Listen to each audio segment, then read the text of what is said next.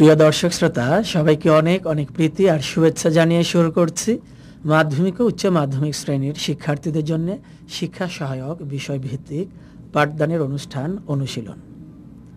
সুপ্রিয় শিক্ষার্থীবৃন্দ, আশা করি তোমরা সবাই ভালো আছো এবং মনোযোগ সহকারে নিয়মিত পড়াশোনা করছো।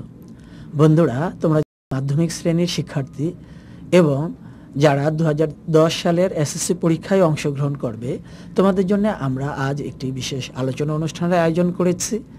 আর এই অনুষ্ঠানে আমরা আলোচনা করব 2010 সালের এসএসসি পরীক্ষায় তোমরা যারা প্রথমবারের মতো সৃজনশীল পদ্ধতিতে পরীক্ষায় অংশগ্রহণ করতে যাচ্ছ এবং অন্যান্য বিষয়গুলোতেও কিভাবে প্রস্তুতি নিলে তোমরা ভালো ফলাফল অর্জন করতে পারবে ইত্যাদি গুরুত্বপূর্ণ বিষয় আলোচনা করার জন্য দিক নির্দেশনামূলক আলোচনায় তোমাদের উদ্দেশ্যে উপদেশ দেওয়ার জন্য আজ আমাদের স্টুডিওতে উপস্থিত হয়েছেন ঢাকা শহরের স্বনামধন্য কিছু স্কুলের বিশিষ্ট শিক্ষাবিদবর্গ। চলো প্রথমেই ওনাদের সাথে আমরা পরিচিত হয়ে নিই। আমার পাশেই আছেন ঢাকা রেসিডেন্সিয়াল মডেল কলেজের সম্মানীয় অধ্যক্ষ কর্নেল কামরুজ্জামান খান।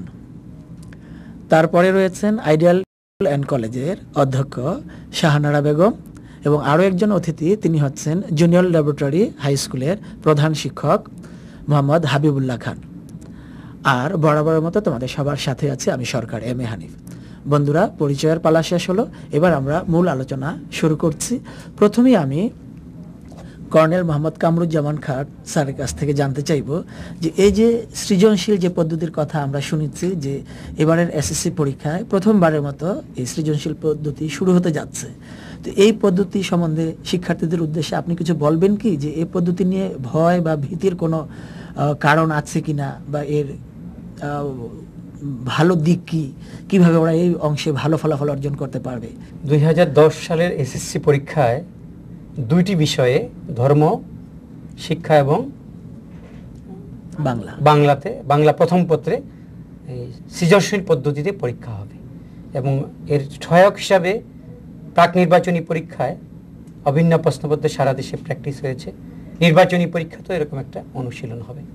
আমি বলবো ছাত্রদের এই সৃজনশীল প্রশ্ন পদ্ধতিতে পরীক্ষায় ভয় পাওয়ার বা দ্বিধান্বিত হওয়ার কোনো কারণ নেই, কারণ এই যে উদ্দীপক বা মৌলিক অনুচ্ছেদে প্রশ্নের উত্তরের একটা উল্লেখযোগ্য অংশ হুবহু রয়ে গেছে, যেটা জ্ঞান এবং অনুধাবন ভিত্তিক যে স্তরের ভিত্তিক যে উত্তর হুবহু এই প্রশ্নের মধ্যে রয়ে গেছে, যার জন্যে পরীক্ষায় পাশ করা আরও সহজ হয়ে গেছে।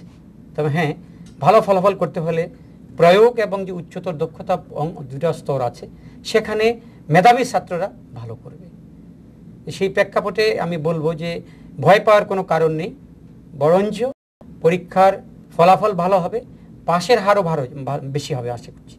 তার মানে এই পদ্ধতিতে ওরা আরো আগের চেয়ে ভালো রেজাল্ট বয়ে আনতে পারবে বলে আপনি? অবশ্যই। তবে একটা জিনিস, যারা মেধাবী ছাত্র তারাই বেশি ভালো করবে, যারা মুখস্থ নির্ভর যে সকল ছাত্র তারা কিন্তু ততটা ভালো করতে পারবে না। শাহানারা আপা, আপনার কাছ থেকে জানতে চাইবো, এই সৃজনশীল পদ্ধতিতে এখানে মুখস্থ নির্ভর বিষয়টি তো মনে হয় এখন আর প্রাধান্য পাবে না, তো শিক্ষার্থীরা কিভাবে অনুশীলন করলে বা প্রস্তুতি নিলে আগামী পরীক্ষায় ভালো ফলাফল অর্জন করতে পারবে বলে আপনি মনে করেন? তো ওদেরকে যেটা হলো, ওদের যে পাঠ্য বই যেটা আছে সেই বইয়ের গল্পগুলা যদি ওরা খুব ভালো করে পড়ে, ভালো করে পড়া হয়ে গেলে তখন যে ওদের যে উদ্দীপকটা দেওয়া থাকবে সেখানে জ্ঞান, তারপরে অনুধাবন, প্রয়োগ, উচ্চতর চিন্তন দক্ষতা, সেখানে জ্ঞান ভিত্তিকে আছে 1 নম্বর, প্রয়োগে আছে, অনুধাবনে আছে 2 নম্বর, 3 হলো, হ্যাঁ, আর প্রয়োগে 3 নম্বর, আর উচ্চতর চিন্তন দক্ষতায় 4 নম্বর। তো 3 6 আর 4 10 নম্বর, 6টা প্রশ্ন অ্যান্সার করতে হবে। জ্ঞান ভিত্তিকে 1 নম্বর আর অনুধাবনে 3 নম্বর, এই 3 মোট 2 নম্বরে 2 আর 3 হলো 318 নম্বর, কিন্তু সে এভাবে পেয়ে যাচ্ছে। তার যদি সে একটু ভালো করে প্রয়োগটা এই জিনিসটা কোথায় প্রয়োগ করা যাবে, বা এটা অন্য চিন্তন দক্ষতা, উচ্চতর চিন্তন দক্ষতাটা সে যে লিখতে পারে, 4-এর মধ্যে যে 4ও পেয়ে যেতে পারে, 3ও পেতে পারে। আর তাহলে 3 যদি 3 পায়, 2 পায়, আর যে প্রয়োগে যদি 3-এর মধ্যে সে 2 পায়, তাহলে দেখা গেল একটা 10 নম্বরের প্রশ্নের মধ্যে সে ইজিলি 7-8 পেয়ে যাচ্ছে, খুব সহজে পেয়ে যাচ্ছে। এখানে 60-এর মধ্যে দেখা যাবে সে 50ও পেয়ে যেতে পারে। আর ওইখানে নৈর্ভিত্তিক আছে 40, 40-40 পেতে পারে, খুব কম হলে 35-30 পেতে পারে। এখানে 90 পাওয়ারও কিন্তু যারা খুব মেধাবী ছাত্রছাত্রী তারা 90 নাম্বার কভার করা কিন্তু খুব সোজা, যদি মানে উপায় আছে উপায় আছে। আর যাদের ভয় থাকে পাশ করবে কি করবে না, তাদের সেই ভয়টা নাই এই কারণেই যে উদ্দীপকটা দেওয়া থাকবে, সেখানে সে জ্ঞানভিত্তিক আর অনুধাবন যেটা আছে এই দুইটাও যদি সে অ্যান্সার করতে পারে ভালো মতো, তাহলে তার 18 নম্বর পেয়ে যাচ্ছে। তাহলে এটা সৃজনশীলটা হলো 60 নম্বরে, 60 নম্বরে তাকে 20 পেলে পাস হয়ে যাবে।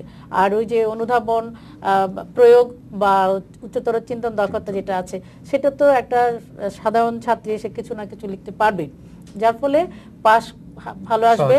এবং বাংলাতে যে আমরা দেখতাম যে জিপিএ A+ পাওয়াটা কম ছিল, এটার সংখ্যাটাও অনেক বেড়ে যাবে বলে আপনি মনে করি। এবং আমি আরেকটা কথা বলবো যে আমাদের দেশের মফস্বল বা গ্রাম অঞ্চলের যে স্কুলগুলো ছিল, সেখানে অনেক শিক্ষকের ট্রেনিং পেতে দেরি হয়েছিল, তারা বুঝতে পারে না সৃজনশীল প্রশ্নটা কেমন হবে বা কিভাবে উত্তর করতে হবে।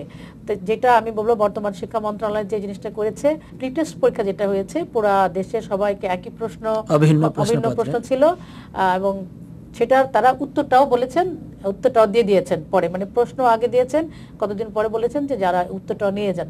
তাহলে যারা কখনো এই পদ্ধতিটা, যেসব শিক্ষকরা অবগত ছিলেন না বা করতে পারেননি, তারা প্রশ্নটাও দেখলেন এবং তার উত্তরটা কেমন হবে সেটাও ওনারা, প্রশ্নের ফরম্যাটটাও তারা পেয়ে গিয়েছেন এবং উত্তরটাও তারা জানতে পেয়ে গেছেন।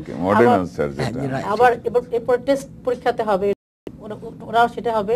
এতে ছাত্রছাত্রীরাও পুরোটা উপকৃত হবে এবং শিক্ষকদেরও যদি কোনো থাকে যে তার পিছিয়ে মানে জ্ঞানের কোনো লেখা থাকে, তাহলে সেটাও উনি এখান থেকে ওভারকাম করতে। হ্যাঁ আপা, আমি আবার আসবো আপনার কাছে, হাবিবুল্লাহ খান স্যারের কাছ থেকে জানতে চাইবো। আপা যে বিষয়টি বললেন যে এই যে প্রশ্নের যে ধরন, সেটা তো 4টি অংশে বিভক্ত, তাই না? একটা প্রশ্নের 4টি পার্ট আছে, এর মধ্যে প্রথম এবং দ্বিতীয় অংশকে আপা কিন্তু ঠিক উনি যেভাবে উপস্থাপন করেছেন সেটাতে আমরা ধরে নিতে পারি যে এটা semi objective type of question, তাই না? 4টা অংশের প্রথম এবং দ্বিতীয় অংশটা এটা প্রশ্নের মধ্যে আছে। তাহলে তো পরীক্ষার্থীরা আমার মনে হয় এই দুটি অংশ দিয়েও তারা একদম সলিড নম্বর তারা অর্জন করতে পারবে। সাধারণ ছেলেরা, এই বিষয়ে আপনার মতামত কি? সাধারণ ছেলেরা এই দুটো অংশের উত্তর খুব সহজে